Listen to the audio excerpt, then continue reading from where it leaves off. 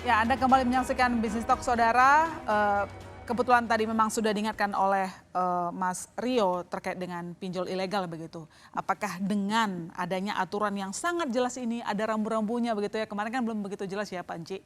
Ini akan secara otomatis mengurangi begitu. Memang tadi sudah saya tanyakan tapi minta pertegas lagi bahwa ini dampaknya sangat positif untuk industri yang legal. Karena orang jadi lebih nyaman ke legal dan meninggalkan ilegal yang mereka kan preman ya, Ya, betul. bunganya tinggi, Iya, suka-suka mereka saat menagih, tetapi legal sekarang sudah tidak punya alasan. Kalau sampai ketahuan sudah langsung disanksi sama OJK, karena jelas tuh pasti. nggak boleh ditagih lebih dari jam 8 malam gitu, cuma boleh pinjam di 3 aplikasi maksimal, tidak boleh juga menggunakan data-data pribadi meneror begitu ya orang-orang di luar dari yang punya utang. Silakan.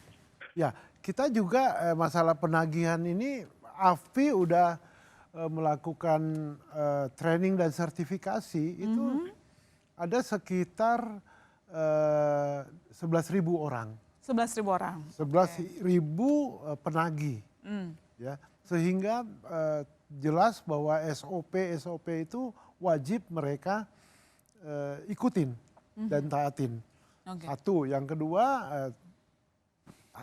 aturan dari OJK juga wajib diikutin. Oke. Nah, kita monitor seluruh yang namanya penagih-penagih ini, tenaga penagih kita lakukan monitor dan kita register. Jadi kalau ada yang nakal kita blacklist. Dan kita akan sebarkan daftar blacklist ya penagih-penagih yang nakal, yang tidak mengikuti SOP dan tidak beritikat tentunya. Ya, ya hal ini kita mengharapkan agar ya para borrower, para masyarakat yang tadinya meminjam di ilegal Oke. beralih ke fintech peer-to-peer lending yang berizin dari OJK. Itu jawaban dari Panci. Mas Cipta, kalau kita punya catatan apa yang ini singkat saja, apakah memang ini bisa sangat begitu efektif, begitu setidaknya mengurangi ruang gerak ya kita sebutnya ya, karena mereka tumbuhnya cukup subur. Apakah dengan ketentuan yang sangat jelas dari OJK ini bisa membuat minat masyarakat terhadap pinjol ilegal berkurang, atau sebenarnya masalah intinya bukan itu, tapi soal literasi keuangan yang memang belum bagus? Ya, itu persis literasi keuangan itu mungkin hal yang mendasar ya. Literasi keuangan sama karena banyak orang muda yang memang belum bisa membuat keputusan yang lebih Ya. mungkin matang begitu ya. Tapi ya ini tadi, mungkin satu sisi karena di sini aturannya lebih jelas, bunganya juga turun, mestinya kan lebih seharusnya sih mungkin lebih menarik daripada yang terlalu tinggi. Tapi memang kalau kita bicara legal, ilegal terutama terkait teknologi, ya ini akan istilahnya akan selalu ada terus. Oke. Jadi pemerintah di sini memang nggak boleh kalah duluan dalam hal ini. Ya sering kita mendengar misalnya cyber patrol, tapi ya memang apakah kekuatan pemerintah seperti apa? Nah itu yang menjadi pertanyaan. Kecanggihan pemerintah, sistem pemerintah seperti apa? Nah ini yang memang terus-menerus harus ditingkatkan karena eh, sekarang kan semakin tadi Pak Ji juga cerita banyak servernya di luar negeri dan sebagainya. Ya, Jadi ya. ya memang dan sekali lagi ya ini memang harus lintas lagi kan harus ada satgas ya. Jadi Iya. cyber patrol harus terus-menerus mungkin memang harus kini sekarang udah melibatkan AI juga untuk patrol ini untuk Iya. patroli gitu. Jadi ketika Iya. memang mencurigakan ditutup, tidak dicek izinnya nggak ada, ditutup dan sebagainya. Baik. Jadi memang baik secara aturan tapi juga secara sistem harus terus-menerus menutup lubang itu supaya masyarakat Baik. nggak jadi korban. Baik, kalau Mas Rio mungkin dari YLK sendiri yang selalu mendapat aduan dari masyarakat gitu ya, kira-kira sanksi seperti apa yang paling efektif untuk menghentikan pergerakan dari pinjol ilegal maupun mungkin ya kalau berdasarkan yang Anda sebutkan tadi masih ada juga legal yang cara penagihannya kurang sopan begitu, silakan. Ya, kalau Ah, kita bicara sanksi sebenarnya ada beberapa sanksi yang harus diterapkan yang terkait seperti? dengan adanya kalau ada pelanggaran-pelanggaran. Yang pertama mungkin ada sanksi administratif. Nah, sanksi administratif itu kan tadi sudah disampaikan juga, apakah itu blacklist, apakah itu dipecat, apakah SP1 dan sebagainya, itu adalah sanksi administratif. Sanksi dari OJK sendiri, penutupan misalkan. ketika ada pihak yang melanggar, ada company yang melanggar, Oke. dan itu sangat keras dan itu perlu ditutup gitu kan. Hmm. Dan yang terakhir adalah yang nggak menutup kemungkinan adalah sanksi pidana dan juga sanksi denda gitu. Di undang-undang yang baru kan kita undang-undang PDP, undang-undang perlindungan data pribadi, itu juga waktu itu kita perdebatan untuk sampai ada namanya sanksi denda. Nah, bagaimana juga sebenarnya sanksi denda ini mungkin bisa diterapkan juga oleh para otoritas kepada company yang memang itu melanggar aturan, sanksi denda. Nah, kalau mereka memang lebih parah sampai ada suatu dalam tindak pidana, maka ini agak bentuk kemungkinan bahwa pidana juga harus diterapkan. Jadi nggak cuma perdata ditutup selesai, besok bikin lagi baru besok orangnya sama lagi dan sebagainya. Nah, nggak sampai situ, tapi bagaimana juga ke depan ada sanksi-sanksi pidana. Sehingga kalau misalkan ada memang ternyata pelanggaran itu dianggap keras dan juga itu ada dugaan pelanggaran pidana, ya itu juga bentuk kemungkinan pidananya juga harus berjalan juga gitu. Jadi semua sanksi ini terapkan untuk sama-sama kita mengatur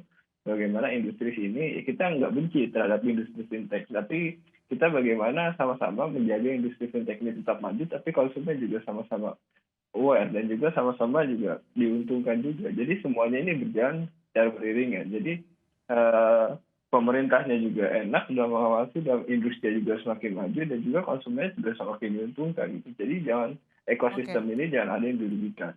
Oke. Oleh sebab itu sanksi-sanksi itu memang harus dipertegas. Gitu.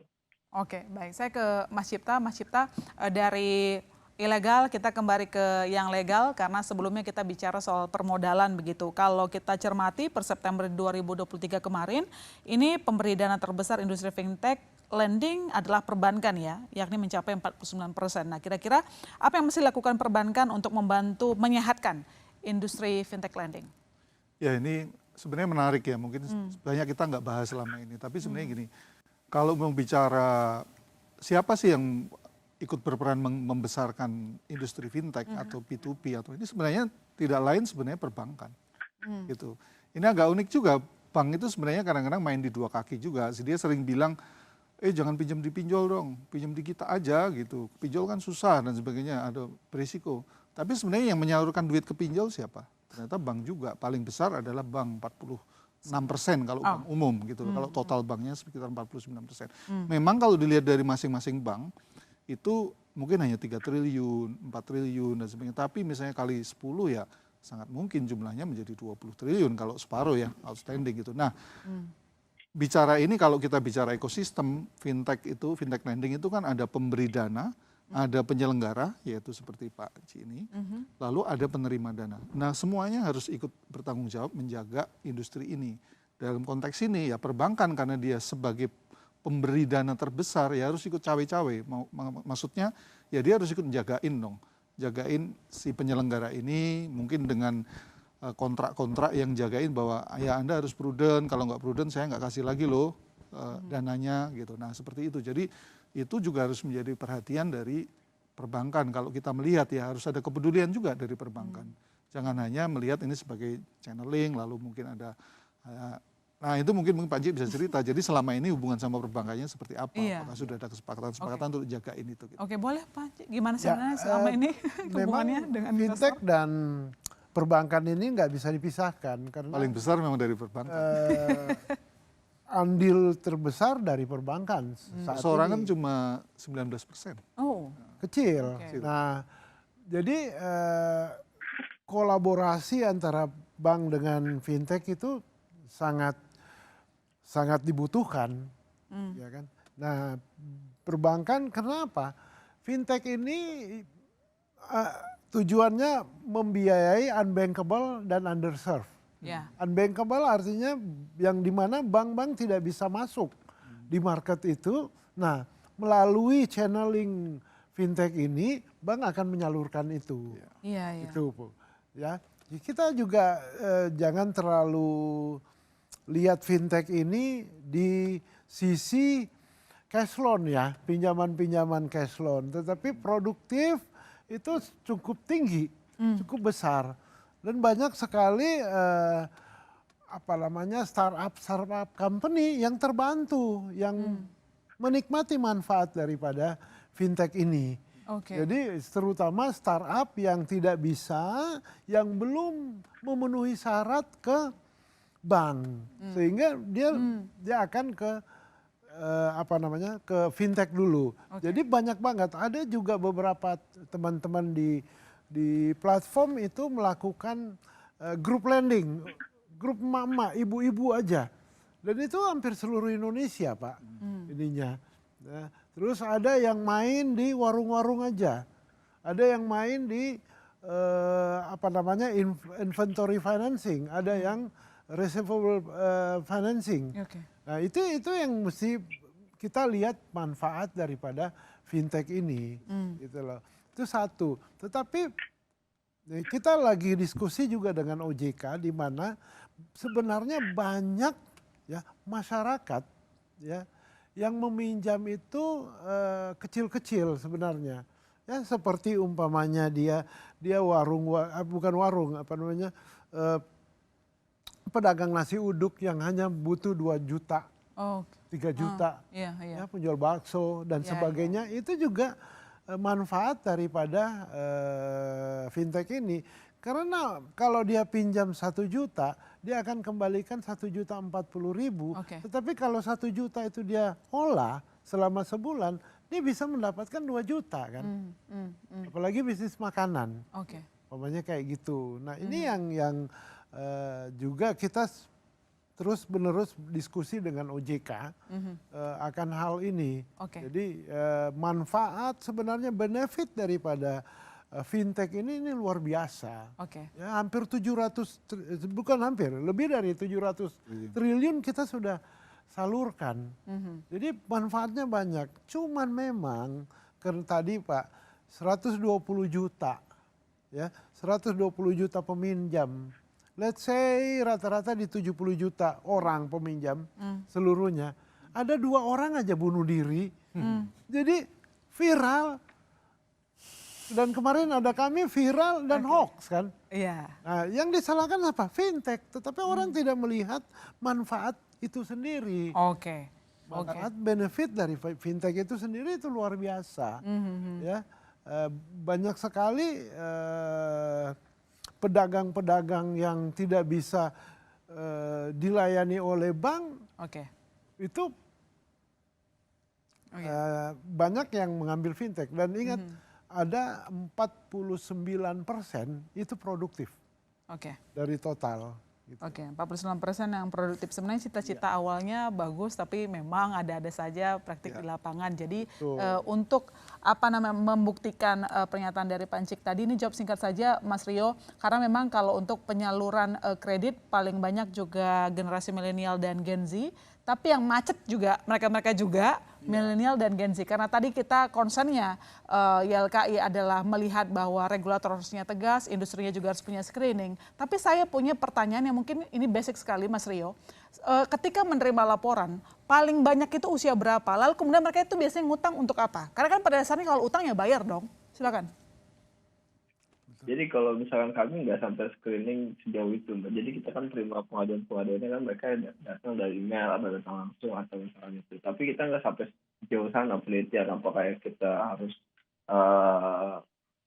datang berapa ini. Tapi tahun 2018 atau 2019 kita buat kajian sama sebenarnya kurang lebih datanya sama seperti itu. Peminjam-pinjamnya kurang lebih rentan usianya adalah rentan usia 18 sampai 35 tahun. Itu adalah masa-masa produktif ya gitu. Tapi kita setuju juga untuk kalau utang bayar gitu kan. Tapi kan bayarnya berapa gitu kan, harus fair juga dong gitu. Jadi kita di sini utang boleh gitu. Tapi kan ada aturan pengembaliannya, jangan sampai maksimum misalkan pinjamnya berapa ternyata lebih dari 100% dengan pengembalian juga. Nah itu kan nggak fair juga. Tadi juga saya menanggapi juga sebenarnya apa yang disampaikan Pak Nicik. Tadi terkait dengan itu adalah bunuh diri, viral dan sebagainya. Itu masalah soal bom waktu dan juga itu korban itu. Mungkin di lain sana juga di luar sana banyak mempunyai korban-korban juga, tapi nggak sampai viral sana. Dia juga mengalami permasalahan gitu. Tapi ada beberapa yang viral juga. Nah itu harusnya juga bagaimana itu perlu dievaluasi kita bersama, duduk bersama, kita menjawab persoalan bersama agar permasalahan fintech ini ya itu nggak terus berulang dan ini akan menjadi industri maju. Gitu. Terjerat utang juga akan mengurangi daya beli. Mas Cipta ini dijawab singkat saja. Fenomena apa ini orang yang produktif ngutang tapi susah bayar? Sebenarnya begini, itu ringkasnya gini, ya itu tidak bisa dihindari karena memang sekarang itu masyarakat yang sedang tumbuh. Kan kita datanya selalu ngomong bahwa sekarang mungkin ya aktor ekonomi terbesar memang anak-anak muda. Iya. Anak muda. Jadi ya yang aktif di situ belum lagi dia lebih melek teknologi, dia juga butuh duit gitu ya. Ya itu yang terjadi di situ. Makanya sebenarnya ini tanggung jawab kita bersama sih supaya industri ini sehat. Ya market ini harus kita didik bareng gitu loh. Kita didik bareng supaya ya itu tadi pada akhirnya ya kita tidak hanya bicara industri fintech yang berjalan ini kan dari 2021 ya Pak ya, mulai muncul kemudian berkembang pesat sekarang, ya jangan sampai berhenti 3 tahun gitu loh, tapi harus berkembang terus. Nah kuncinya ya memang konsumennya harus semakin teredukasi gitu. Oke, baik. Panci, saya punya pertanyaan terakhir berkaitan dengan pernyataan dari OJK tadi, karena Bapak tadi mengatakan bahwa sebenarnya itu ada masalah sistem lah yang membuat ada 13 peer-to-peer lending yang belum mengikuti aturan OJK terkait dengan maksimal bunga harian. Jadi kesimpulannya kapan semua dari industri fintech ini bisa mengikuti kebijakan OJK? Semuanya ya, nggak cuma bunga tapi juga sistem penagihan dan lain-lain. Atau ada langkah dari asosiasi gitu Pak, bareng-bareng? Ya, singkat saja Pak. Jadi OJK sebenarnya sudah mengeluarkan yang namanya roadmap untuk LBBTI ini, layanan LPBBTI, layanan pendanaan bersama berbasis teknologi informasi. Nah, semua terus OJK juga sudah mengeluarkan SE OJK, surat edaran OJK. Nah, semua ini wajib kita ikutin. Nah, kita komit bersama OJK dan AFPI untuk menjaga agar industri ini survive dan sustainable. Nah, kapan harus diikutin ini? Ya sekarang harus, begitu ditetapkan oleh OJK. Tapi kapan kira-kira semua bisa ngikutin? Ini memang karena baru ya. Saya rasa bulan ini kita terus akan lakukan evaluasi. Antar OJK, semua anggota ya berarti semua ya? Anggota, ya, semua anggota. Betul. Semua anggota, jadi semua sepakat untuk mengikuti aturan OJK, jangan sampai ada yang tertinggal, bunganya tinggi sendiri, untung sendiri juga nggak mau kan? Ya. Sebenarnya kalau bunganya untung sendiri, kami dari AFPI juga menegur. Baik. Karena kan untuk kesehatan persaingan juga begitu ya. Betul. Masih banyak sebenarnya yang ingin kita bahas, sayang sekali hari ini sekali lagi kami sudah mengundang otoritas jasa keuangan saudara untuk bergabung di diskusi malam ini, tapi kemudian berhalangan hadir, tidak apa-apa, setidaknya kita sudah bersama langsung pelaku industrinya untuk menjelaskan bahwa siap mengikuti yang sudah diperintahkan oleh otoritas jasa keuangan. Terima kasih Panci Zafar, Ketua Umum IPI, terima kasih banyak telah bergabung bersama kami. Saya juga ucapkan terima kasih ke Mas Rio Priambodo, kepada YLKE, terima kasih banyak Mas. Sama-sama Mbak, terima kasih juga. Dan juga Mas Cipta Wayana, wartawan Sinar Kontan. Terima kasih. Terima kasih, selamat malam. Saudara jangan kemana-mana, kami masih akan segera kembali.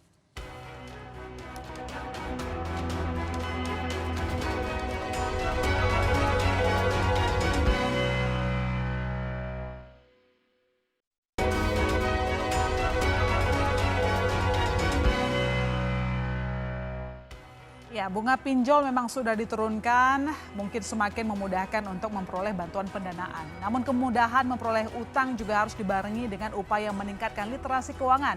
Dan paling penting saudara, Anda harus ingat, jangan sampai seret bayar utang. Karena ingat, utang memang harus dibayar.